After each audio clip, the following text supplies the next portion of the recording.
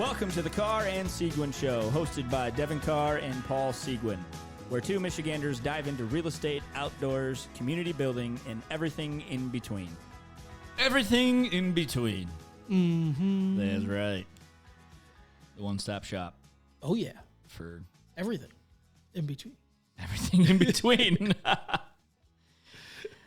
right, so episode 46, and we're hopping into some more buying. Yep, first-time home buyer. First-time home buyer. Or just buyers in general. Buyers in general. Because I do believe, I've had some clients that have left other realtors for various reasons, and I run through this with them that, like I said in the last show, it can take me an hour when it should only be a nice little 10, 15 minute. Yeah. It's so funny because the class I'm doing right now, on a side note of that, how long it takes, it's all about listing presentations and how to win and identify personalities. Right? So there's 4 different personalities that everyone relates to, right? Their personality traits. Yep. Right? And obviously I'm a very extrovert, high-end talker, right? But if I sit down across the table with more of a, let's just, for easier terms, say engineer, and they're super analytical. Yep. Let's say slower pace. If I come in as myself, it's a huge turnoff, right? Right. He's just going to find someone that he can easily relate to. So I have to identify, and that's not getting into weeds, but beforehand, who I'm dealing with. Right. So I know how to walk in that door attending to their needs. Right. I talk slower. I don't come in like normal Paul. Hey, how's it going? Finally good to meet you. Right. Wow, your house is beautiful. Yeah. It's more like, hey, how you doing? Right. Good to meet you. Great. Well, hey, let's just start by taking a tour.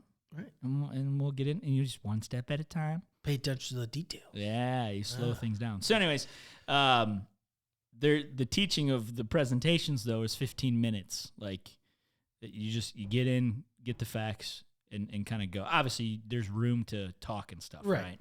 And it's based around, because you want to, they're teaching you to book multiple appointments, obviously, right?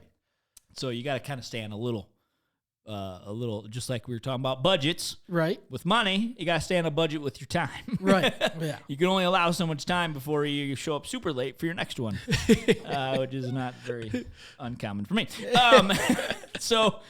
But it's because it's like, that's the whole same thing. I'm like, I can't do this in 15 minutes. It's a show you can. Come on. Yeah. Like, I'm just too much of I want to become friends. Right. In the matter of a half hour. Like, I can see where I could try to tone it down a little bit. Just because I'll just go on tangents. Like, if I find something like, oh, you're a U of M fan. Oh, you're a Go Green. You're a Green fan. Yeah. Football, whatever you're talking about. Right. Or if I see someone with golf. Oh, that's just it. Because then I tell them got my the whole putter in the background, corner. and then I've actually had a couple. They're like, oh, well, why don't you guys just come on up when you're done talking about golf, and then we'll finish the rest of this. But so this, trying to narrow it down. I've done this many times where it just goes on forever, right? But I lost my train of thought. This is ridiculous. Talking about your class. Yeah, the identifying. class. The trying to go over. Oh, that's what I was just getting at. Saying I've gone over this many times with clients. Right. The buyer's consultation. Yep. And it's just turned into an hour when we can really discuss in a half hour all the things about buying a house. Right. So, yeah. Anyways. But yeah, the first and most important step. I just had a thought in my head, and I'm not going to even say. You're not going to share it with the rest of us? No, sorry. We record these live, by the way, so they're raw. We don't have time to think about it. We don't edit any crap. No. No, but we're obviously, like we talked about a little bit. We're just picking off part 2 of the buyer series. We're kind of going more into the details of buying, right? And that's what I was getting back to, is that I've had clients that have come from other agents, and we go over this, and someone be like, wow, I never even knew that. and they're working with someone for a couple of months by then, Mm-hmm. just home shopping. Right. But it's more than just getting a pre-approval letter and then, okay, let's go home shopping. There's things that you want to understand what is then coming once you do get a house under contract, right? And understanding what those things look like so that as they come along, you're not surprised. Right. You're like, wait, I got to pay that out of pocket? I didn't know that. Right. Right? And so back to the whole budget thing, you can understand what will be needed potentially and how much on top of, and it's not much more, but it's just on top of your total down payment, closing costs, and all that other stuff. So I think the first and most important step that we have discussed and talked about many, many, many times is you meet, if you want to look at the buyer's roadmap, we'll go over this real quick. Obviously you want to meet with a real estate professional, a realtor like myself, get in contact. And the reason why I say that too is because I work with you. You are my preferred lender. When someone asks, hey, who do you have? Devon Carr. I have Livonia, Gold Star Financial. He's my man. And you want to work. It's not that you can't do it well, but I think at the end of the day, there's always a better overall experience when you're meeting with a realtor that you want to work with, right? And then saying, hey, who do you recommend? Right? I'm not saying that you have to go. I'm never going to steer you in the direction. Yeah. If you have a good credit union or for whatever reason, there's a lot of banks out there that are giving incentives and whatever, right? Programs like, hey, if you have your car loan and your mortgage and your things with us, right, we'll send you $10 a month. Whoop-de-doo. I mean, I get it. My bank. You just know the tendencies of the other people that you work with. Oh, I mean, not saying that someone you work with that you've never worked with before that they bring to the table is not outstanding and they end up doing pretty much the same thing your person you always work with does. But right. I mean, there's a little sense of ease that that the process, you're going to get your weekly update. Right. I mean, it's going to happen on this day or this day kind of thing. Right. The client's going to get it. Yeah. Everyone just feels a little more comfortable with it. Right. Yeah. I mean, people are going to work with those that they like, trust, and want to work with. Right. And appreciate and trust. So it just goes hand in hand.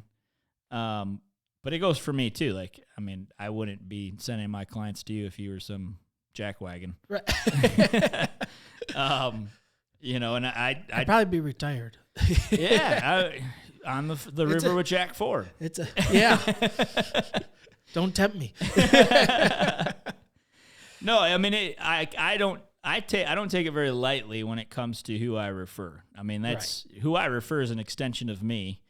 And I tell those people, like, listen, I'm not going to be sending you to Devon or to whoever else that's, on my contractor list if I don't trust them, as I do myself. So, but obviously meeting with the realtor, ask for recommendations. Hey, if you're not paying cash, I need a mortgage and I haven't been approved. Who do you work with? Who's good?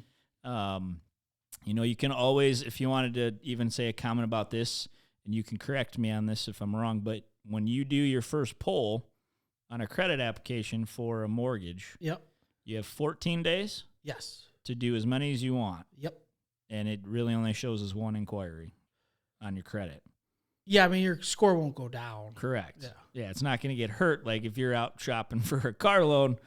Right, yeah. And then it's just going to start affecting you because then you have a zillion inquiries. Yeah. Right. So there's a little side note. I've been asked to, like, oh, well, I mean, I don't want to shop. I already did it, but I really want to. It sounds like I want to at least see. And I'm like, you're okay. Yeah. If you just did it yesterday, if you did it within the last 14 days, give them a call right away. And even if you do it after, I mean, 14, it doesn't seem like it's a big hit to anyone's score. No, I mean, if you got good credit, just do an inquiry ain't gonna hurt. Right. Okay. I mean, it's all relative. I mean, good credit's a wide span. I mean, really. It is. I mean, I think unfortunately, just so many people put so much goddamn weight on their credit, like that's their whole life. yeah. And it's sure your credit when you go to buy, a mortgage or a loan will determine your interest rate, which will determine if you're paying the best rate. I get that. But if you just do your finances well, I'm sure you're not using credit much. Right. But no, it's always good to know, though, that you yeah. have that option, that you can shop. Because there's been many people that I've sent that have already been pre-approved. I'm like, hey, just shop around. And Devon may not be better. I probably shouldn't tell people, but I do tell people when I pull their credit or when I talk to them for the first time. I let them know. I said, you do have 14 days to shop, to pull. I mean, I'm sure most lenders, originators don't tell clients that because obviously they don't want to. But right. I'm not going to hide something. That's the truth. Yeah. Right. I mean, not that I have to tell them, but it's one of those things. I feel that it separates me from everybody else's. Integrity. I'm going to be honest with you. Integrity. I mean, if you're that worried about me pulling your credit, I mean, I'm going to tell you what you can do and what you're allowed to do when it won't affect you. Yeah, and one side note too for those of you who are listening and maybe will be doing this soon, just don't lie. Yeah, don't lie on your application or just put everything on there. Right. There's no reason, bankruptcies, it's going to be on your report. Put it on there. Yeah. Like just be ahead of it. There is times where, you're like, yeah, didn't tell me, you do the app and right. There's nothing on there. It looks good. And then all of a sudden you pull and it's like, well, we got problems. Right. But it goes back to a plan. I mean, figure out what it you does need go to back do. to a plan for really. sure. But I mean, guys, when it comes to a mortgage, these lenders are giving you a lot of money. They're going to check everything. Yeah. So there's no reason not to put something that you are aware of on your application. Right. Just do it. Do it It right is the better first time. Tell more than tell less. And, yeah. And really, I mean, if it's not Yeah, pertinent to anything, then I mean, it's true. It doesn't matter. But you don't want to find out later because you knew something was sitting in the back of your mind Yeah, and you didn't say it. And and it's not even just for the very beginning. I mean, shoot, down the road, sometimes things can get right missed. And then later down when you're already pending on a deal and we're doing the last credit check right before closing or something, it has happened. I have lost a deal. Because of something that happened literally in the last week before. I mean, no, it was the day before closing. I remember getting a call. It wasn't with you. I think it was before we even connected up. I've had a few that dude, it was the final pull. Yeah. And he called me and goes, Paul, we got a problem. I'm like, what? And unfortunately, I mean, it's out of your hands. 100%. I mean, it's not like you can... I mean, it's out of everybody. It wasn't the lender. It was completely a just very bad judgment call by the client. Right. That's just simply what it was. And I can't stress it enough. And sometimes you're like, what are you doing? Like when we're in the process of closing on a home, I always try to tell the clients, like, guys, listen, anything financially, I don't care how stupid it may sound, just call Devon. Like, hey, we're about to do this. Is this going to affect us? It could take a 2-minute phone call, a text, whatever, an email.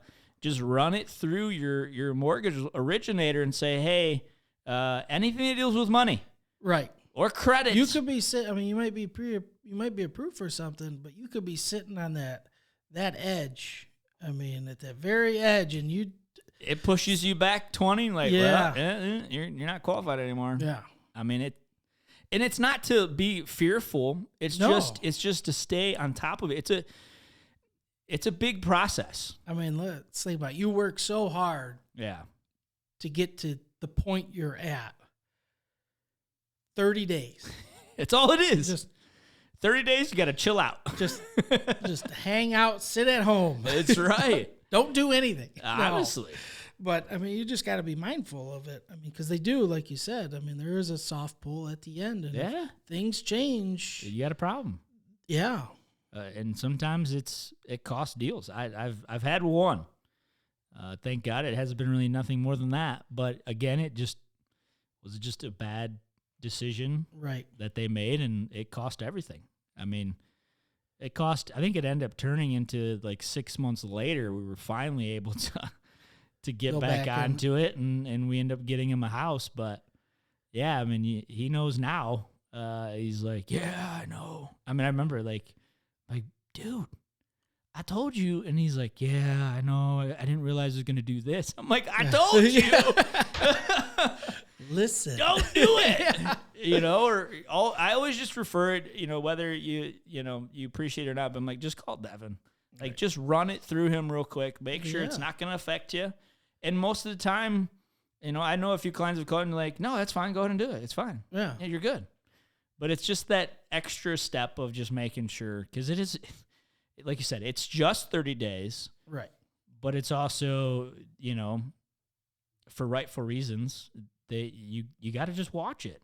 Yeah. And they want to make sure that before they hand you lots of money, you're going to financially pay it back. Mm-hmm. And that's right up to the very last minute. Yeah. So then getting pre-approved is step number 2, which is kind of everything we just really kind of just touched on. Getting with a mortgage originator like Devon, getting that process going. And that's the most important step. Hands down, I think it is the most important step because it sets the foundation for buying a home. I mean, if it's just like building a house on a foundation of sand, it's just going to get blown over, right? And so having a really good mortgage originator like Devon just makes, honestly, you guys literally hold the keys to a good process, to a successful transaction. Right. Because when you're doing it right, when you're having your income verified, your credit is verified, and your assets are verified, you have what we call a verifiable pre-approval. Yep. Meaning everything's been checked. You are who you say you are, and you got what you say you got. Someone actually saw your documents. Correct. Yeah. It's not just sending an application in. Right. And then having your credit ran. Oh, yeah, you're good. Good to go. But your income hasn't been verified, meaning your pay stubs, if you're self-employed, whatever the heck you're putting on there. If you say you make $20,000 a month, but you can't prove it, well, you don't make $20,000 a month. Right. Or, I mean, full-time is a big thing if you work full-time, but full-time's different for every company. All different companies. It's it's either 40 hours. Nowadays. Sometimes it's only 32 36 hours. 32? So if you tell people that you work full-time, and jeez, I remember my first part-time job. And they put 40 and you only work 32 and nobody saw your pay stubs or anything. I mean, you potentially could have some issues. So I have a client like this who was through another lender, not to hurt your feelings, but it was a family, whole family related thing. No. I try every time, man. Everybody. I don't care who it's from. That's whether it's the freaking Steve Eiserman of lenders. I don't care. You're calling Devon. I wouldn't do that, Steve Eiserman. Come on, man. No, there is Darren McCarty's sister is a loan originator. Oh, really? I did not know that. Yeah, and I think she uses the heck out of it, too. Like, well, I would. I think he's like a part of all of her marketing and stuff. Probably. Yeah. I mean, why wouldn't? I mean, it's your brother. Yeah. I would be in. Soak it up, right? Take that advantage. But dude, we had the same thing. They're trying to just buy the daughter's buying the family's house. Mm-hmm. But that was the issue, is their hours. Not to go in the weeds on it, but it was something to do with the way that the hours were put on there, but she got a promotion, but that they couldn't use. It was just a weird kind of thing. And yeah, we ended up having just doing a land contract because it didn't work out. She's got to wait a little bit. So it's important. I mean, I stress my client, and that's why obviously when they work with you, that just gets done. Mm-hmm. And I know it gets done, and that's why I work with you, because I know it gets done the right way at the beginning. Right. So then we know, the client and I, that what we're going to search for homes. The next step is to just go home shopping. All right. We know what we can afford. We know what we can approve. We financially are good. And they're having that conversation with you too. Right. Right. I mean, it's not just, hey, let's go. We're approved up to a godly number and let's go shopping. Right. And that's why, I mean, you should work backwards. Essentially, it's what do you pay now? What do you feel comfortable paying? Right. I mean, you could put what you can be approved for, I mean, out the window. Right. I mean, realistically, because, I mean, if you don't want to make a $2,000 payment a month, then why are you looking at a house that's going to get you that? I mean, all right. I mean, you should always, you should think about that. So when you talk to somebody, don't be thinking about what's my max purchase that I can price. Purchase price. When Think about what do I feel comfortable with actually paying per month. Yeah, because what things that will determine that is your down payment, how much you put down, because then that ultimately determines how much you're buying. Yeah, you're getting a loan for. Your interest rate is again a thing you get qualified when you do an application after you have everything verified. And then homeowners insurance, taxes.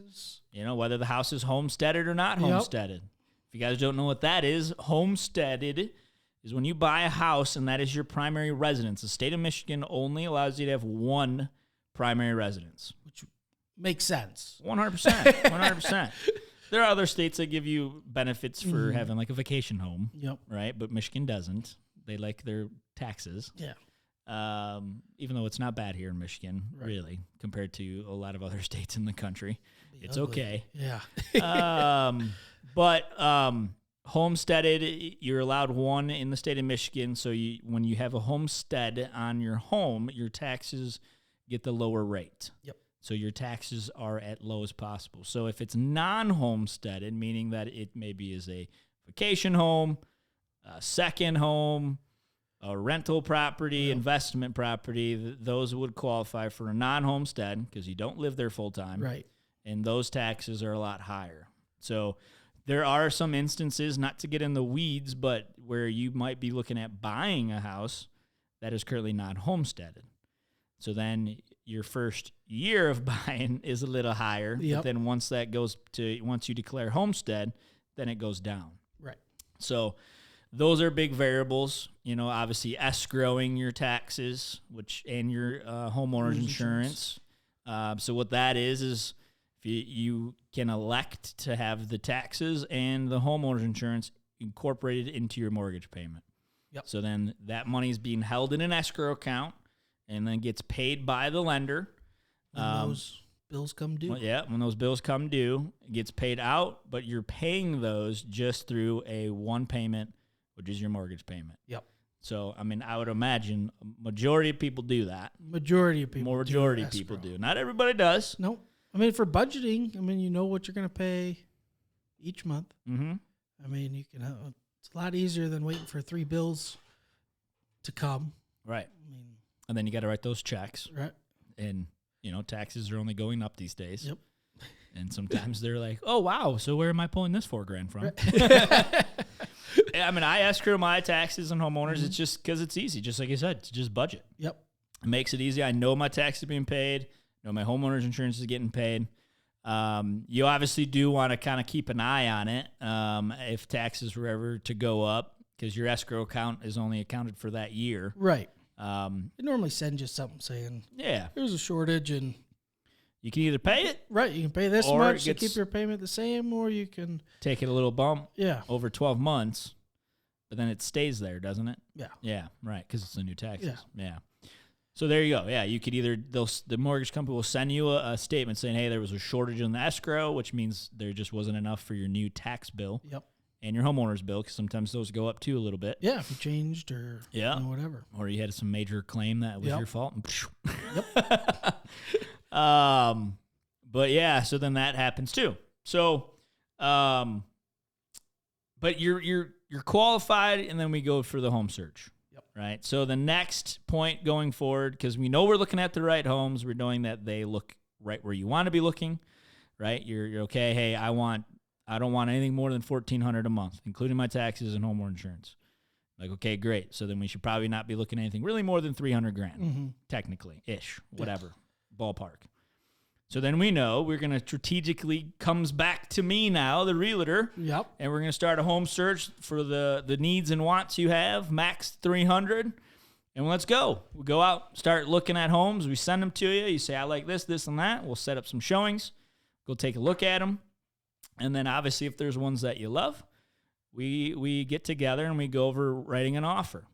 So maybe what we should do is I'll dive into, I'm going to pull up one just so I can walk step by step here. I'm going to pull up a purchase agreement, and we're going to go over the big things that I would go over with you when writing an offer. I think it's kind of important. I just wrote one. I would agree. It is important because, I mean, when not with our people, but I do get other people, and when you tell them we're going to close on this date, they're shocked by it because it's like, yeah, that's the date that you signed is on your purchase agreement that you signed. We're going to close. Yeah. By or on this date or before. Yeah. And then when you tell them we're going to close on this date because that's what your contract says, oh, I didn't know that. Which is funny because sometimes I put the pressure on you. You'll be like, you put a closing date of what? Right. I'm like, dude, we need this fast. That was the only way we got this offer accepted. Well, thanks. Yeah. Thanks for making me get this done in 28 days. Yeah. And no, my computer's going to die. Freaking A. All right, we'll do this quickly. So, yeah. It's huge. I mean, obviously, before I write an offer with you, it's like, all right, we're going to go home. Here's my kind of due diligence. I'm going to tell you the guys just right here. And I know this. I don't really need it, but I'll lose the PowerPoint. You got it, though. I don't have my cord with me. Very smart. I just took the laptop. Sometimes we sit here for a couple hours and it just drains really fast. Yeah. But here, I want to back up just a second. So when we go out home shopping and you guys see, you fall in love, like, hey, Paul, we want that one. Let's write an offer on that one. That one might be a possibility. Or it's just simply, no, we want this one. This is it. Sometimes, most of the times, it's like, whatever we got to do, make it happen, right? So obviously the way that I handle it, and I can say this because I know this is the God honest truth, not every realtor does this. And I would honestly, if you're interviewing agents, ask them, like, what do you do to get my offer accepted? It's a big, in this hot market that's super competitive, just going with your niece or nephew or aunt and uncle, I'm going to tell you, is not always the easiest or best route. Because let's face it, the truth here, this is your home. Right. You want the best people working for you, not just because, well, you know, I feel like I'm obligated to just help them. Okay, well, then that's your cost. It's your expense that is at the cost here. And anyways, there's my little rant. The most important step is calling the agent. If your agent doesn't say anything about calling the listing agent, I would run. That's my number one red flag. Anyone that ever tells me they want to write an offer, my first step is calling the agent and asking where you're at, what's going on, how many offers do you have in hand, and I try to pry as much information from them as possible. Because in the state of Michigan, you're allowed to, with the permission of your sellers, I can disclose any information I want to. But if I don't have their blessing, I can't share anything. Right. Especially if I have not presented the offers to the sellers either. Right. So based on that, I'm trying to get as much as they're willing to share. Right. Where's the offers at? Cash, conventional, FHA.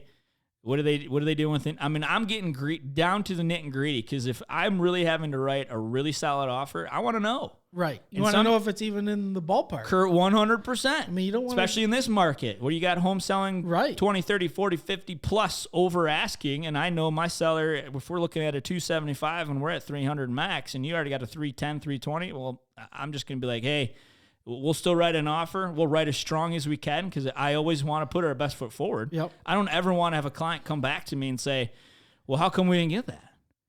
Well, they just it was already over asking. Here's the thing. Back to my little rant. There are bad realtors. Just because they write a high price, to me, sometimes doesn't mean squat. Mm-hmm. They could just throw a high number, but the rest of the offer is like horrible. Right. And I'll be honest, I get some horrible written offers. And I go, man, I'm sorry. Like, it sucks for those buyers. I think maybe we should touch on, because obviously everybody focuses on the amount. Mm-hmm. Top dollar. Always. What would make, for people to understand, what would make an offer bad if it wasn't top dollar? Well, one is the presentation of an offer. So I really pride on putting a very clean offer sent over. Mm-hmm. So I have an email template that goes sent out with every offer that breaks down the offer to the agent, so they don't have to go flipping through 20, 30 pages in an offer and going, okay, what's all the nit and gritty here? Right. They're going to do that, but I want to give high-level surface so they can go, oh, shoot, this is a really good offer. Right. Right? They know already. Before they open Before I even start scrolling down, obviously you want to make sure it is what it is. Right. But obviously I'm not fabricating anything on that either. Yeah. But that gives the high bullet points, right? So one, presentation, because to me as a listing agent, that is a picture of how the rest of the deal is going to go. It's clean. It's organized. Right. It's in one PDF.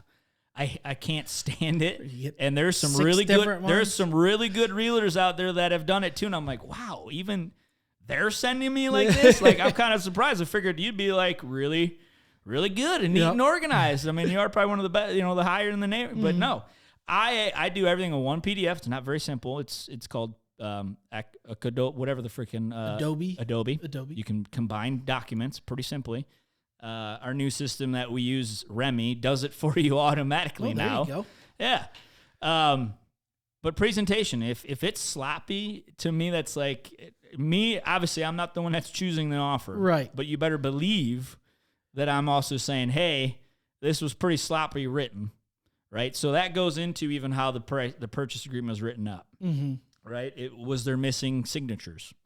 Was there missing check boxes? Because I'm like, did you freaking go over this offer? Right. Or did you just like in a rush threw it together and send it over? Right.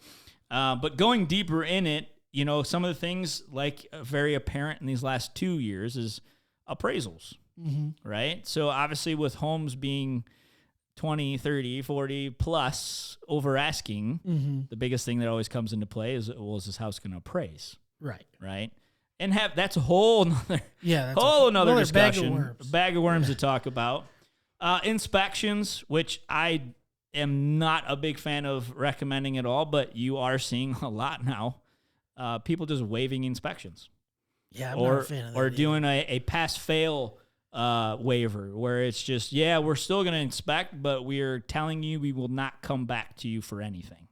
Meaning we're not going to ask for concessions, we're not going to ask for repairs or replacements. This is just for our own peace of mind. Right. We're still buying it regardless. And so, I mean, let's just be honest. It's like, okay, you're waiving it then. Right? Yeah. So even what shows up. But it's funny because you do get like waivers back or mutual release. Like, oh, so it wasn't a pass fail. Like it wasn't, just a waiver then. But, inspection, appraisal, but it's all in the nitty-gritty terms. Are you willing to go, say you don't have to beat the high price, but you say, hey, I'm willing to spend a little money, but I'll give the seller concessions. Mm-hmm. You can do tricks like that. Right. Sometimes I've done it. There's nothing wrong where you just say, you pick up things in the house if they're still living there and be like, hey, they have a family of 5. Throw them a freaking $500 gift card to a really nice restaurant in your offer. Mm-hmm. There's no rules against you putting other terms in contracts. Like, go above and beyond. Right. Just do the little stuff that nobody really, the average agent isn't thinking of. Right. Right? It's just, hey, all right, let's go $40,000 over ask. Yeah. And it's like, okay, well, have fun with that 310 appraisal coming back, and your client now having to give $30,000 out of pocket, right? More just to pay. But so does that kind of no. So I mean, it's just adding extra terms.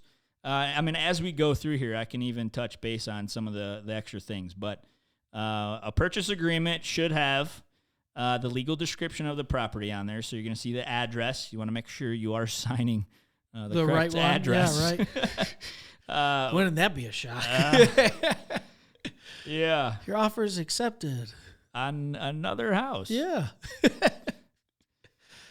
Oh, man. We could go into another story just to kind of tell you why it's important to work with a good realtor. We'll go into that after this real quick. But so a legal description of the house. So you just want to make sure, obviously, I'm the agent. It's more the agent responsibility, but we always want to make sure, okay, yep, we're putting on 28749. This is an offer I literally read the other day. Bella Vista and Farmington Hills. Crazy house that just went crazy over. It was really a flip investor house. Okay. So the next line item is price. We're coming up with our price. Let me back up a little bit again. I do this a lot, right? The first thing is calling the agent and figuring out what's going on. Right. Getting a temperature of where the house is. Offers, what kind of activity, what we're going up against. Trying to get as much as we can. Sometimes we don't get really anything. Right. Hey, man, we've had 40 showings in the last 2 days. Write your best offer. Come on, dude. Write your best offer, man. Put your best foot forward, and I'll let you know. I mean, honestly, quick. Sometimes it's how quick those phone calls are. We get that a lot, unfortunately, in this kind of market, just because I get it. I mean, as a listing agent, we get blown up from a lot of people, right? A lot of phone calls, and it just comes to the point where it's like, dude, just write your best offer, right? Put your best foot forward. But I get it because I'm the same way. I want to pry. Yeah, right. I am the prior. Right. So then the next line item is method of payment. You're either doing a cash sale, which for those of you who are thinking of doing a cash sale, you better have proof of funds. And when there's been a few people that I'm like, I need a bank statement. Why? I'm paying cash. Just like a mortgage that we have to prove you're qualified for, we have to prove to the seller that you have the money. Right. You're not just going to go figure it out and ask Auntie D to flip me the money once I get it under contract. Literally the words of a former client. It don't work that way. We're just blowing smoke, dude. So if you're thinking of paying cash, wherever the money is, you better get a statement that shows your name, preferably. Right. Shows your name, and it shows the amount to cover the purchase plus your costs. Should not be short. I mean, I would say purchase price plus 10% just for closing costs. Better just show that. Right. Or cash sale with a new mortgage. So then we go into the details. What kind of mortgage we have to put on there? What kind of mortgage are we offering? Very important. Don't just think you can just put whatever the heck you want on there and then you're an FHA Mishta. Right. It changes the whole complexion, especially of just the order of where your offer would stand against others. So we fill that in either conventional, FHA, whatever loan program it might be, the amount you're putting down. So obviously we're going to get that from Devon. He's going to tell us most of the time it does also say on the pre-approval of what you're putting down. So we know how to fill that out accordingly to the sales price. And then the next line item, which is an important one, the EMD, earnest money deposit. So I get questioned on this one all the time. I believe that. All the time. This is like a good faith deposit. It's just like when you go to buy a car. It's your deposit. You're securing the vehicle. Hey, you got to give me $500 or this car is going to be sold to somebody else. Right. So typically, industry standard, it's 1% of your sales price is typically kind of the unspoken rule. But there really is no rule. It can be whatever you feel comfortable of doing. That does have to be, if we are to get your offer accepted, that has to be collected within 48 hours of acceptance on your contract. So obviously title companies like how I do it, our title company would hold the EMD in an escrow account, but they're only open Monday through Friday. But luckily enough, most deals are accepted on Sundays most of the time. Right. Maybe even Monday. Maybe Tuesday if they're just getting that much activity and they push it out that far. Right. Just to let everybody come through and get an opportunity. So if we get accepted, let's say on Sunday night when they call highest and best, we would then by Tuesday need to have that in hand with a copy sent to the sellers. We've collected the EMD. So if you're looking at a $300,000 house, industry standard says $3,000. I typically don't. Some people will say higher the EMD, the better the offer. To me, that means nothing. Just to me. I'm not a big fan of large EMDs. For one, if there's for any reason down the road we need to walk away from the house, I don't want a ton of money of yours tied up in an escrow account. Right. Right. And honestly, to me, on the flip side, if I'm the listing agent, sure, is it nice to see a large EMD, but I'm not putting a ton of weight on that. Right. Right. I'm looking up top at the mortgage. There might be an instance where, okay, I see 30% down in 5. It doesn't necessarily say you're less qualified. Right. But to me, it also says, okay, they're putting a lot more money down, meaning they have money. Right. I can't judge at face value. Right. Because I could have a ton of money in the bank and I only want to put 5 down because I want to do stuff. I want to keep the cash. Completely legit. Right.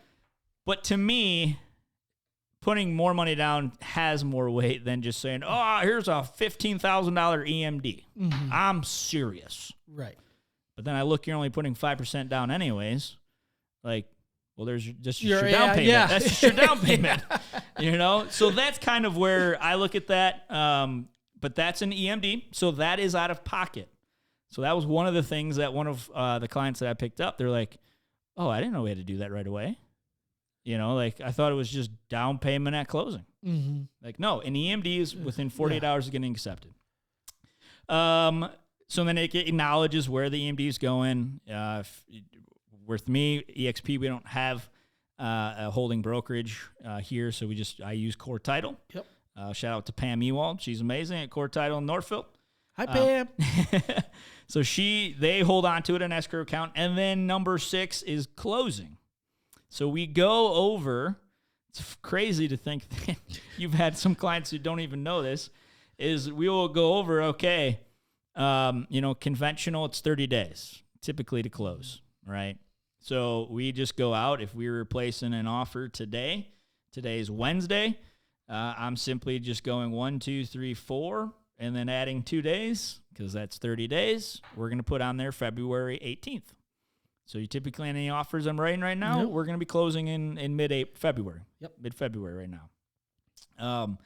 If you're FHA, I would probably go 35 days. If you also are using and benefiting from the MISHTA programs, I would probably go to the 45 days. Yeah, to be honest, I mean, most people, I've never had one that didn't. I mean, you already made it 30 days for an extension, but it's easier to have that cushion. Yeah. I mean, it just makes it a little more relaxed. For all of us that are in the industry that are listening, we know that MISHTA can sometimes, I mean, let's be real. It's government. They when they want your money, it's now. But when they want to give money, it's, whoa. I was just talking to my CPA. It's funny. We were just doing, obviously, like year-end stuff or whatever in fourth quarters and the whole child credit thing. We didn't want to elect it. Yep. You know, they're paying out like, no, I don't want that crap. Just leave it alone. And he's like, oh, okay, good. You'll be on my good list this year. And I'm like, why do you say that? And he's like, dude, he's like, I have 50 clients right now that we are still waiting for the IRS to get back to us on because if they didn't put the right number of what they collected from, all the 2020 crap from unemployment and the stimulus and all the other baloney that was sent out, that they would just get manually sent back as a manual override because the numbers didn't make sense.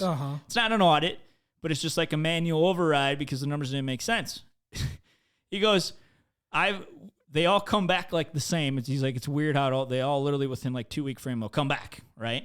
And then you send the letters back out. He sent a whole batch of them out like in August of 2021. He just got notified this past week, hey, we have received your letters, but we are asking for another 60 days to respond. They had the letters for 4 months and then just get back and say, oh, hey, we got them. Yep. But now we're asking 60 more days to respond. 6 months to get back. But when it comes to, it's just mind-boggling. Like, oh, but when they want your information and stuff. They didn't make it easy to get out of that tax credit thing. The child. I mean, it took us a while. Yeah. I mean, we didn't sign up for it. They just signed you up for it, and then when you wanted to get out of it, it was a pain in the butt. Oh, it was crazy. Yeah. And I'm like, no. Why is this so hard when I don't want your money? I didn't sign up for it. I don't want my other freaking taxpayers' money. Yeah. We don't have to go down that rabbit trail because we could be here for hours. So closing date, we determined that. We set that. So then that sets really the parameter, right? Yep. And then I usually say, okay, 30 days. And then we'll get to the after the submitting. Possessions next. So typically you see a lot nowadays, especially just in the market we're in, you see a lot of homes asking for possession after closing. Mm-hmm. Main reason is potentially they're still looking for a house. But on top of that, there could be a house they got under contract and they got to give them 30 days. Right. So then they're selling and they need 60 days to offset. Mm-hmm. So a lot of homes nowadays, there's possessions, and that could be a whole conversation too of how you use that for your advantage in your offer. Right. Because you'd be surprised, not everybody gives free possession, but if you can swing it, mm-hmm. will it save you more than having to go 40 over? 100%. Yeah. I mean, it's a mortgage payment. Typical mortgage payments are due after 45 days after closing. 2 months. 2 months. Yeah. So typically, it changes how you want to set it up. But I mean, if you closed, say February 18th, your first mortgage payment could be March 1st, right, or April 1st. Excuse me. So even if you gave 60 days, sure, your first payment is going to be probably the first day you're moving in, right? But it didn't cost you much to say, hey, I'm going to give you free possession. I'm not going to charge you per day per diem. I mean, even if you can swing it, like I always say, hey, just do zero deposit, security deposit. You know, some people are like 1,000, 2,000. It's like, I'm not going to freaking damage my house. I mean, I know there are people that do, and things happen. Right. But in all my experiences, I've never had an issue with it. Most people out there are good if you don't believe it or not. Yeah. Most people are good people in this world. So we figure that out. If it's at closing, that means you will be getting the keys at closing. If we have to give them possession, that means you will close on the house on February 18th after 30 days. And you have 30 days. So you're taking possession. The house is yours. Not taking possession. Taking ownership. The house is your house, but you are then renting it back to the buyer, seller. Mm-hmm. Getting all mixed up. Yep. Follow with me here. Follow with me here. You, the buyer, is giving occupancy to the seller. Typically, it could be anywhere from 2 weeks. Sometimes you even see it, they just want a week. Right. Give me a week. Give me 7 days. Sometimes there are scenarios where people need 60 days. And that's really the longest, because that's the longest any mortgage will allow too, particularly, right? Yeah. I mean, 60 days is a long time. It's a long time. It's a long time.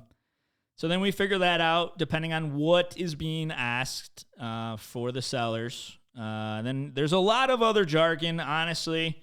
If you are those people that reads through it, you can read through it. There's nothing shocking in there. Right. But it just goes through, water and sewer charges. So, you obviously have to get a final water bill. A lot of people don't know this, but water actually stays with the house. Not like your utilities. It follows the person. Water actually stays with the home. And so there goes my computer. It's dead. So water is one where we have to, again, elect at possession or at closing. Mm-hmm. So typically, if we're giving closing and they're still living there, you can elect to not pay for it until possession. But honestly, let's be real. Sometimes water costs nothing. Yeah. I mean, honestly, you could throw it in there. Right. Just say, hey, I'll cover the water. I don't care. Mm-hmm. It might cost me $100, $150.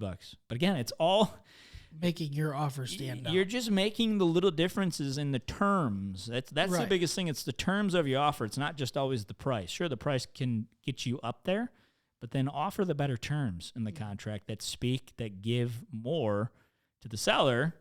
And you're like, how can I not pass it up? They're willing to do this, this, this, and this. They're not charging me. They're paying for everything while I'm there. Right. Even do that. Say, screw it. No, turn electric utilities in my name. Use it up.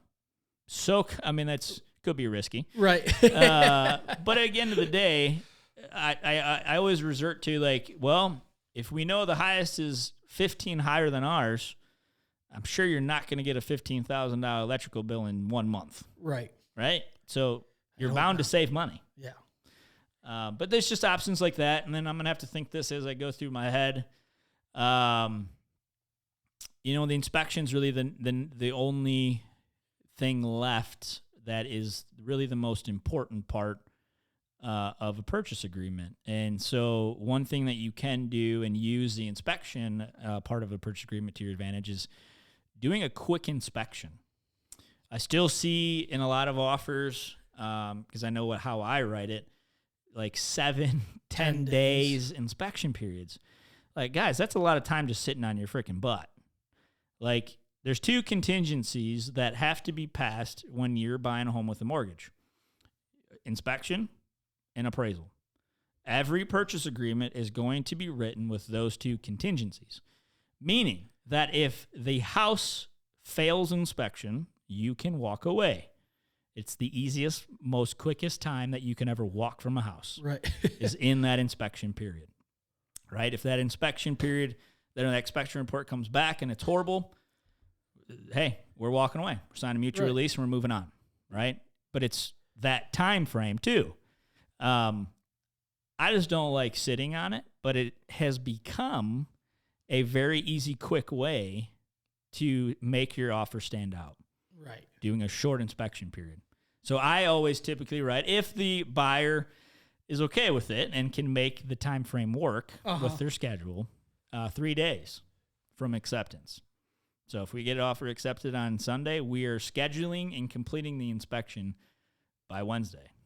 And then what that does is it gets the process moving as well, because that's how I pitch it. Right. Like, listen, we're not going to sit on our butt. We're not going to waste any time. We're going to get the inspection done, which means it's all that faster we're going to get the appraisal ordered. Right. Meaning we're going to get this ball moving, and we're going to get done. We're going to get to the closing table as soon as possible for your sellers to get the money in their hand. Right. And obviously to get the keys in my buyer's hands if, whatever the circumstances is with the possession.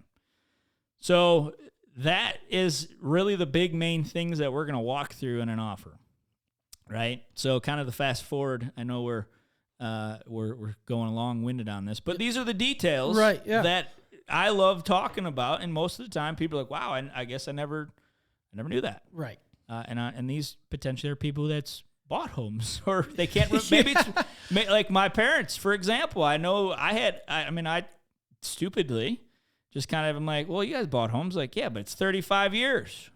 Things have changed. A little bit. Even, 2 years. Changed. Everything changed. The market condition always changes. So it's always good to talk about it. But then, so once you get it under contract, and I'll try to speed up the process here.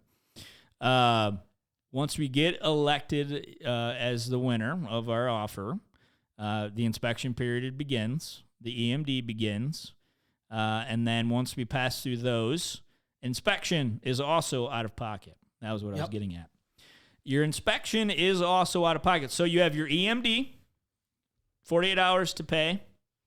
So depending on your purchase price, just do 1% to give you an idea. You can't go wrong going off of that number if you're kind of budging it out. Right. Inspection is out of pocket, paid either before or during the day of the inspection. So I use the shout out to Adam Kane, the Home Team Inspection Services. They're awesome. They have offices in Ann Arbor and Livonia and do anywhere all over the place. He's been on here. Yeah, we've had him on the show. He was one of our first guys. Yeah, should probably bring him on, do a little warm up for the season. See how his cooking is going. Right? Yeah. But that typically will vary on cost by the size of the house. Most typical sizes, they start at $389 for a whole home inspection. One of the big reasons why I love working with Adam and his team is they send two, typically, I would almost say 99% of the time, they will send two inspectors for each inspection. I love that because of just having two eyes is always better than one. Plus, I'll be honest, there has been, before I started using them, and also on the flip side of being on the listing side, I mean, some people's inspections, man, have lasted like 3 to 4 hours. Oh. And I'm sorry, like, if your home inspection takes that long, the house is probably in need of some work. That, and on top, I don't know what you could talk about for that long. Right. I mean, they must be just a chatterbox like myself. But it's important. I mean, a typical home inspection with those guys, the home team, hour and a half, right? They got two guys. They do the whole house, inside, outside. I mean, they're going to show you pictures at the end of the inspection in person. I highly recommend you try to be there as a client. I know that some cases it always won't work out, but I will be there regardless to then advise you. You get a full report, pictures and write-ups, you name it. So even if you're not there, you're going to get all that information anyways. That typically it starts at $389, but depending on the size of the house, it can go up. Right. I mean, not huge though. I mean, you're looking at, big houses, probably no more than about $600 for a whole home inspection. So that's out of pocket. And then the appraisal is paid out of pocket. So then once we pass the inspection, I then call Devon and say, hey, we're good. Sometimes I always forget. You always have to remind me sometimes. I'm like, oh, no, we're good. Go ahead. Get it going. So then he begins that process, which then you have to pay directly to the lender. And then once it's paid, then they can schedule. That's it, typically. That is all that is out of pocket during the buying process. But if you didn't know that and you now know it, you are already ahead of the game for most people. Yes. A lot of people question on like, well, I didn't know that. I didn't know how to do this. I'm not prepared to do that. I have to write a check. How much? So honestly, that's what I tell my buyers is, hey, so obviously, you knowing what you have for buying a house, set aside over the next 30 days, once we get under contract, 1% of what we're looking at on the high end. Just plan for that. Maybe a little more if you're just like, oh, let's just do stupid stuff, right? Sometimes clients want to do that, and I'm like, okay, it's ultimately your decision. Right, yeah. I can only recommend it, and if you want to do it, it's your house, your money. Okay, I'm here just to serve you in that matter with what I recommend. But 1% is a good number. How I always tell everybody is $500 for appraisal or inspection, which is kind of on the high end. I like to shoot high end numbers, and I tell my clients, it's like, I'm going to tell you high end. So when it comes back lower, you're going to smile at me. Right, yeah. Just being honest. It's always nice. Yeah. And then appraisals, I say anywhere from $500 to $750. Yeah. Depending on what kind of property, correct, and how big, and where it's located. So whatever we're looking at, 1% plus, just roughly say high end $1,300. Just cover yourself. And then when we're like, well, you said $500, it was only $389. Well, there you go. Right. Go out for a steak dinner tonight, then, huh? You're welcome. Save me a slice, whatever. Right. And then we're like, well, Jeff, the appraisal was only $550. Boom. There you go. Right. There's your landscaping for spring. Yep. $200. Go buy a bunch of bag of mulch. I love mulch, by the way. I'm a mulch. You're a mulch person? Dude, I love it. Every spring. Just like, what are you doing? More mulch? I'm like, you got to fluff it up. The fluff, but I like the brightness of the color again. Like, I want I like black. Black's always kind of my go-to for mulch. She's like, you're seriously buying 40 more bags of mulch? I'm like, yeah. I want to stir it up and then put a nice fresh coat. Right, yeah. And it's not expensive. They're $3 a bag. Yeah. And I'm telling you, gosh, sometimes I see homes, I'm like, because it's just like one of my little things. Right. Little lovely pet peeves of mine. I'm like, for like $100, you could have made this house look 10 times better just by laying mulch in front of your yard. That's it. Just throw bags of mulch down. The color, like you said, the color. I tell clients all the time, like, just spruce it up. Just put some more mulch down. I'm like, really? I'm like, yeah, seriously. It'll look good. It'll look good on the pictures. Right. And it's so inexpensive. I'm telling you, it's those little tricks. But, so then that's out of pocket during the home buying process. So then obviously, it begins really more of the underwriting side of the loan at that point. Once those contingencies are removed, appraisal's ordered. The job particularly is done on my part for foremost. Yeah. And now it's all on you. Right. But no, that's where it gets important. And that's kind of where I always try to mention it right when we get under contract. The whole finance thing. Like, okay, we're under contract now, guys. Like, this is where, obviously even getting pre-approved, it begins too. Right. But when we're really under contract and everything's still fine on your end, I'm like, guys, so this is where we kind of get in lockdown mode, right? We're not making huge purchases. Right. We're not, opening lines of credit. Yeah. We're not doing like, whoa, I got to get money for furniture. Like whoa. It's closed. Yeah. Let's close first. If you're not paying with cash, always just, if you're doing, I don't know. I typically, I should have probably asked them, like, anything over $1,000, you should probably call Devon. Like, it's typically what I say. I wouldn't. $500 should I lower 30-second phone call is not. It's worth everything. Yeah. I would just. Not even that. It might be 10 seconds. Right. Could even just be a text like, hey, right. I'm looking to buy this for this amount. Is that cool? Yeah, fine. Go ahead. Now give me a call. Right. Right. Let me, and maybe I need to ask a few questions of how you're paying. Right. Yeah. So, but that really begins, but really when it's under contract, it's like, okay, dude, lockdown. Right. Like, you do anything or moving money or touching money from accounts. Right. I know that has come up a few times where. It's as one person buying a home, you don't think of the masses. Really, when you think when some of the questions that we have to ask or the reason we ask them or documents that we're asking for you to provide, it's 98% of the people it doesn't affect. Right. It's the ones that have tried to screw the system or try to avoid launder money or do something illegal that's why there's been enough times where people have done it or have tried to do it. That's why they make it why everybody has to do it. Right. Well, even where you get your funds from. Right. I think that's kind of overlooked. It's just my mom. Like getting you're getting your money gifts, from. If you're getting a gift, where that can come from. Yeah. And obviously that's being asked too. Like, if you're not seeing, I'm sure where money's like, okay, where are you getting that from? Right. Who's that coming from? Right. So obviously you're asking that, but right. Still, you don't want to surprise where it's coming from. An ex-girlfriend. or a current girlfriend. Doesn't necessarily work. No. But yeah, my coworker.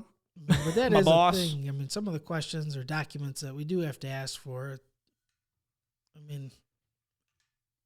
they're not, it's not bad. Really, it's not much, but it does ruffle some feathers. But at the same time, you're only one person that, when a mortgage company is lending hundreds of thousands, millions of dollars to multiple people a day. A day. On a daily basis. So, when they ask for this, they're giving you, say, $300,000. That's a lot of money. Oh, yeah. Well, they just want to make sure. Well, 100%. And that's what I get to is not only lockdown about what you're doing. The next thing I say is when Devon asks for something, you got to understand it's not just him personally. Like, he's potentially coming from an underwriter. Right. Right? And these guys are about to hand you X amount of dollars. And they put their name on it. Just do it. I mean, we all. I've had some clients, 100%. I'm very transparent and open that like, dude, you just constantly. I said, maybe you got a thick file, man. Like, that's on you. Like, Right. I do. I say it. I'm like, well, maybe you shouldn't have as much crap as you do. Okay. Try to make light of the situation, but it's like, hey, at the end of the day, if they're asking for it, just my golden rule is 24 hours. Right. When we're under contract, it's not only lockdown, but it's time of the essence. It's written in our contract. Right. We're telling them we're going to close on or before. And when I go to closing, I tell them, like, guys, that doesn't mean like, oh, well, this is just a number. Right. Like, we're trying to please the mortgage people and the seller. I've got you here. Don't try to please me anymore. Right. Get the documents that they need to verify everything, because once we get past those contingencies, it's all just underwriting. Yeah. It's sending the file out, and it's okay. Your underwriting team is coming back and say, hey, we need new pay stubs. We need new updated bank statements, typically. And we notice this. Can they just verify what this is, or where this comes from, or little stuff like that, you know? And sometimes it just aggravates, and I said, hey, they are giving you $300,000 by signing on the dot of the line, and right? A lot of people, they want you to pay it back. They're giving you 30 years to pay it back. Yeah, they're giving you quite the time. It's that they're going to trust you yeah. with. I give you this. Okay, take your time. Right. 30 years. That's a long time. It is a long time. I mean, that's 4 years shy of how old I am to pay off a mortgage, man. Shoot. I feel old. I mean, it's like I said, we all put our name on it, from the originating standpoint to the processing. The underwriter puts their name on your file. I mean, yeah, our goal is to get you to the table. Oh, our goal is to not throw wrenches in the gears. I mean, but it just makes it smoother if you just provide it. And people aren't taking your stuff home. I mean, well, yeah, that'd be. Honestly, wrong. I mean, you don't. Yeah, right. I mean, we're all vetted out. Yeah. I mean, all background checks and all that. I mean, we're pretty good people. Right. I mean, right. But in terms of thinking that we're out there spreading your information, or, I mean, talking to people about your income or what your assets are, I mean, we just want to make sure it works, and then whatever the guidelines are for that loan you're getting, I mean, we just need to prove it. Yeah, I mean the simple turnaround question is, if you were lending me $300, don't you want to know everything about my financials? Right. I mean, you're taking a risk on me. The mortgage is taking a risk on you. I mean, let's be real. Life happens, right? Mm-hmm. So things happen, and yeah, everything looks good, but they want to double check. Right. Hence why you do the first vetting. Right. And then every loan has to be then completely approved by the underwriting people. Mm-hmm. I mean, that's sometimes I've explained it to them, like, oh, okay, that makes sense. Because they'd be like, didn't I already send this to Devon? I'm like, yeah, but it's not Devon. Yeah. Like, it's his underwriting team. These are the final say to you getting this money to buy your house. Just follow along. Mm-hmm. And I just try to say, hey, on top of that, you got 24 hours. Like, I know it sucks, but hey, you're getting the house of your dreams, right? You've worked hard. Just like you said, you've worked hard your whole life to get here. Right. Let's finish with that same work ethic and just get it done. Yeah. I mean, it is a stressful time. 100%. I mean, you got to plan a ton of stuff. You're moving, you're boxing. I mean, you're are we going to go through? Is everything going to be okay? I mean, it is a stressful time. I mean, you're worried about if it's going to appraise, or, I mean, whatever it may be. I mean, and everybody's stressing on both sides. Yeah. It's not just the buyers. No. It's not just the buyer's agent. The seller. Not just the mortgage. Just been sitting there for 20 days, and they're waiting. Is it going to, right. Are we going to get there? Because like I just said, life happens. There's been a lot of homes over the years that you get super close and someone loses their job. Right. There's no way of planning that. But it's not really, hopefully, not his fault or her. Yeah. Right? It just happens. Companies have to make cuts or whatever.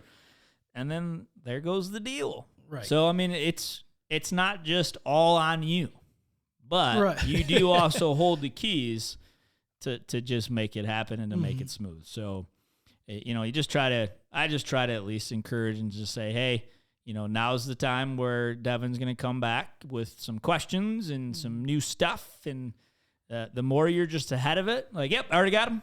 Right. I know you already told me before that he's going to probably ask for new pay stubs. He's going to ask for new bank statements. He's going to ask for this. Just get it ready.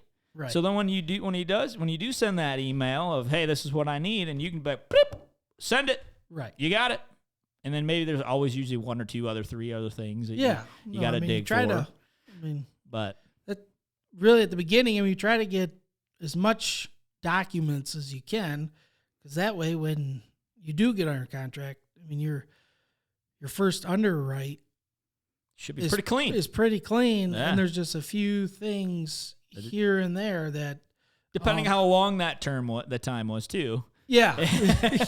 If we finally get a house under contract 3 months later, like, hey, we need all new. Yeah, we need some updated But stuff. we're doing that right at the beginning anyways. You are, at least. Yeah. I know you're good at what you do. Yeah. That's why I work with you. And you're like, hey, all right, so good. Congratulations, but now I need all this updates before we get this rolling, because I'm going to need it anyways. Yeah. Yours was 3 months old, right? So just want to make sure. Yeah. But it's also going to come from them. Right. If you're not putting it in early. Right. Yeah. Well, shoot, what is it? I saw somebody posted a meme not too long ago. It was with Antonio Brown. Oh, jeez. And when he was with jumping his shirt off. with his shirt off, and the meme said, "This is exactly why mortgage companies verify employment the within day 10 before days." closing." Yeah. It's true.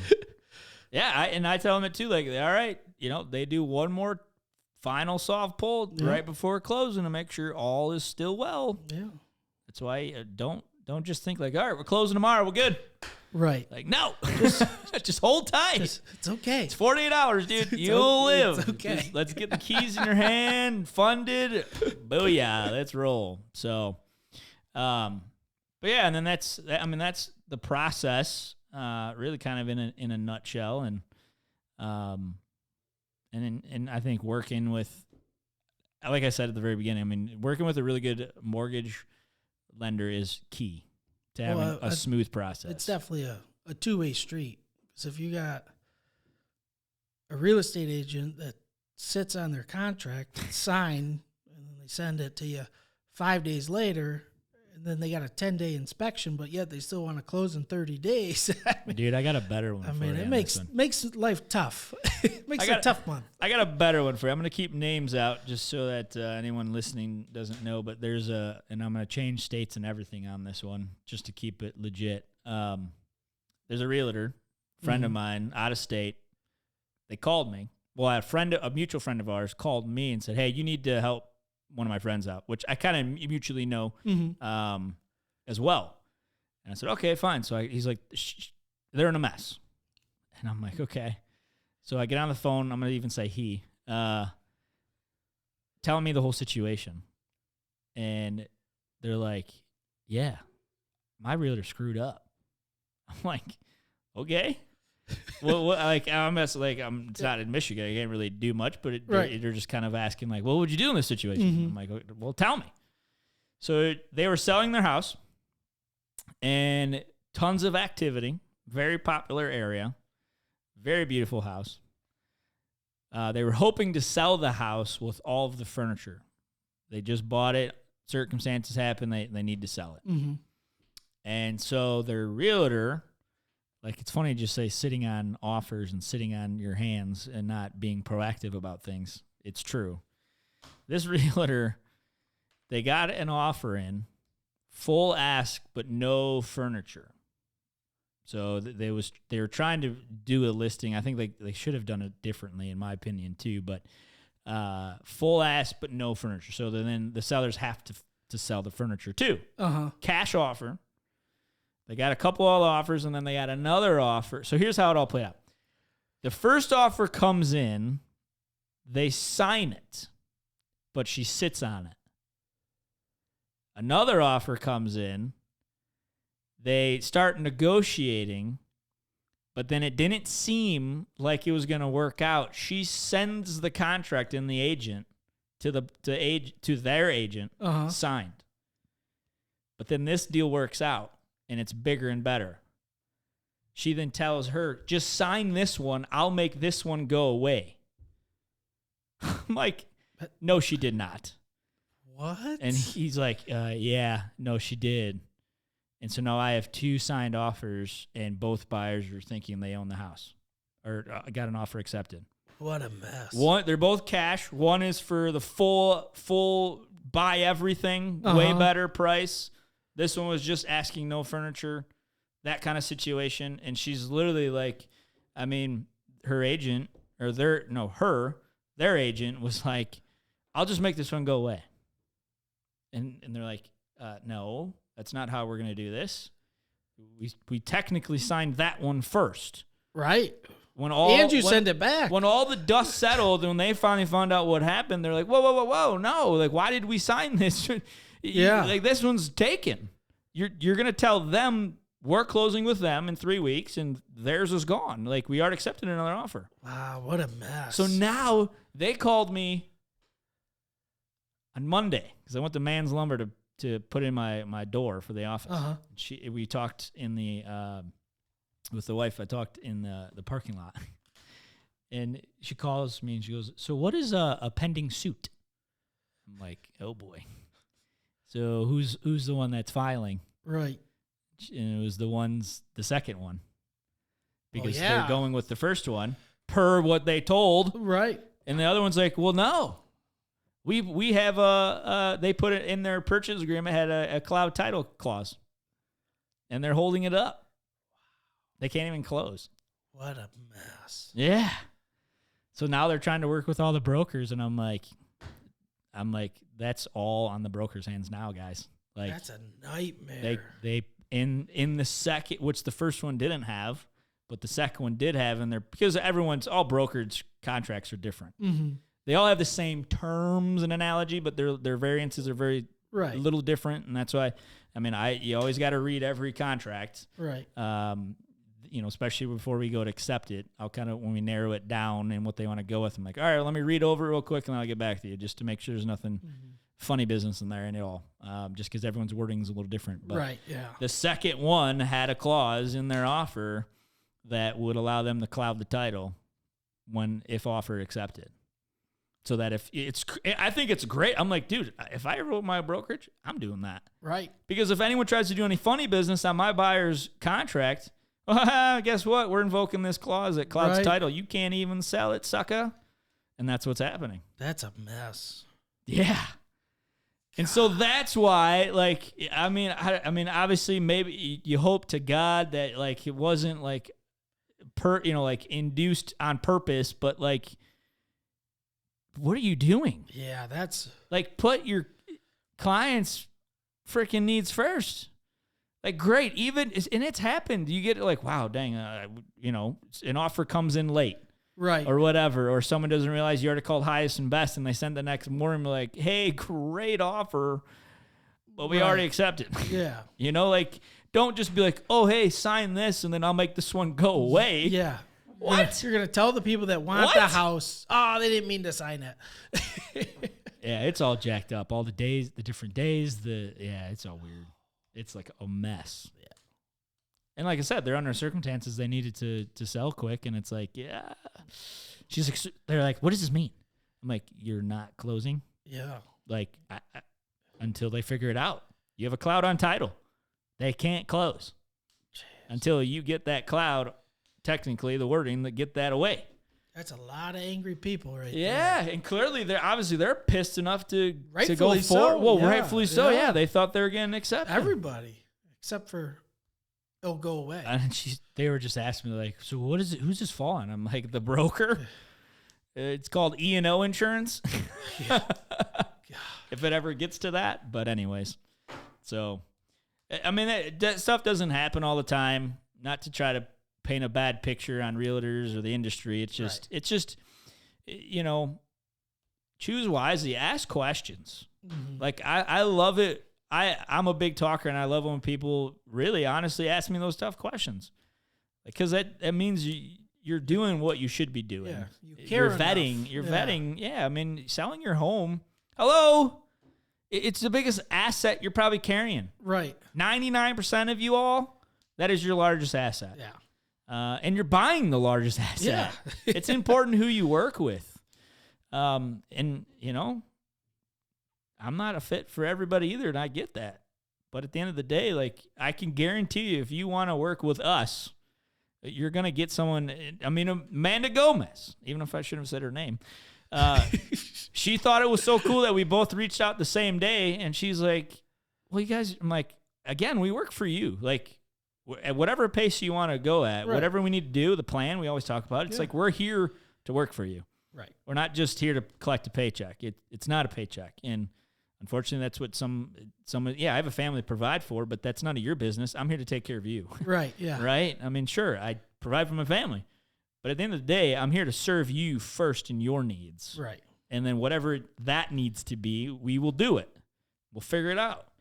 And I think it's just how important for me to run my business. I know it's important for you. Yeah. I mean, it's that, to me, it's that word of integrity. Yeah. I mean, my 3 words is integrity, excellence, and competence. It's just doing everything we do the right way and the best way for the clients. Yeah. So it's big. Ask questions. And sure, your aunt, your uncle, your niece, your nephew, they could be great. I'm not saying they're not bad, but just vet them. Right. Ask the right questions. But yeah, that's in lieu of coming into the spring season. Please, Lord, get warmer. Yes, I cannot wait. The sunshine is nice. I would agree. But we do have a nice closing statement in lieu of buyers. Yep. In lieu of renters that we've talked about. In lieu of if you don't know if you could afford or buy a home, then taking these words of Shia LaBeouf, and listen to him. Roll it. Do it! Just do it! Don't let your dreams be dreams. Yesterday, you said tomorrow. So just do it! Make your dreams come true! Just do it! Some people dream I love that, like, while you're going to wake up and work hard at it. Nothing is impossible. You should get to the point where anyone else would quit, and you're not going to stop there. No, what are you waiting for? Do it! Just do it! Yes, you can! Just do it! Heck yeah. If you're tired of starting over, stop giving up.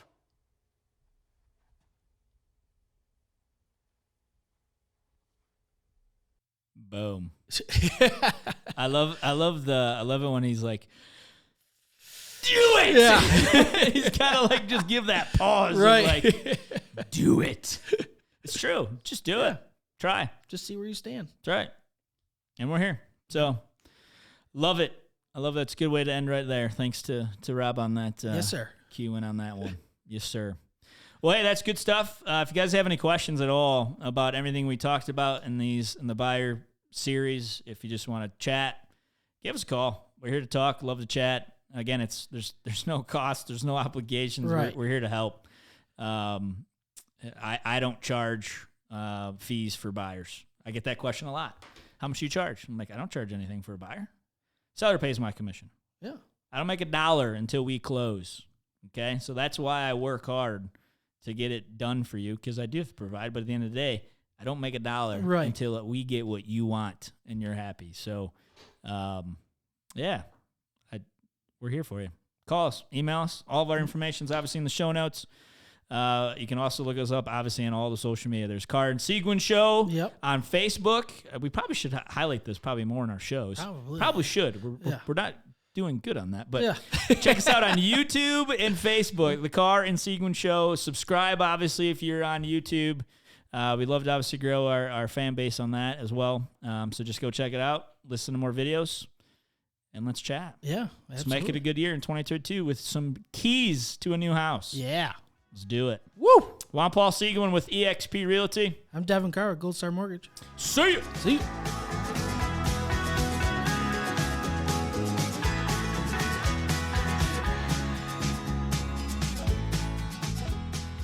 The primary purpose of this podcast series is to inform, entertain, and educate. The information, opinions, and recommendations presented in this podcast series do not constitute legal or professional advice, opinions, or endorsements of any kind. Gold Star Mortgage Financial Group, NMLS 3446, Equal Housing Lender.